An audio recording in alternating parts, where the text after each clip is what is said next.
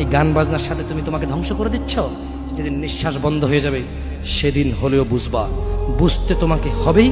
জমিনের উপরে বোঝো অথবা জমিনের নিচে বোঝো, বুঝতে তো হবে।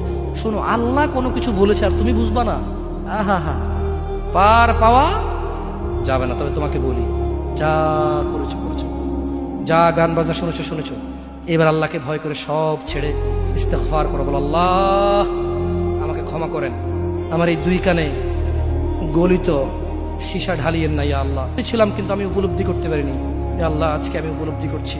আল্লাহ আমি আর কখনো বাদ্যযন্ত্র দিয়ে নিজেকে আনন্দিত করব না। এই হারাম যা আপনার এত আপনাকে রাগান্বিত করে, আমি আর কোনোদিন এই হারাম দিয়ে নিজেকে আনন্দিত করব না। আমি অনুরোধ করব, চিটাগং শহরে থাকি বেশি দিন হয় না, তবে কারো বিয়ে হলে আর 2 দিনও ঘুম হয় না, এত পরিমাণ গান বাজনা বাজায়, আল্লাহি হৃদয় ভেঙে যায়। আল্লাহর কসম, কি দিয়ে বুঝে আপনাকে?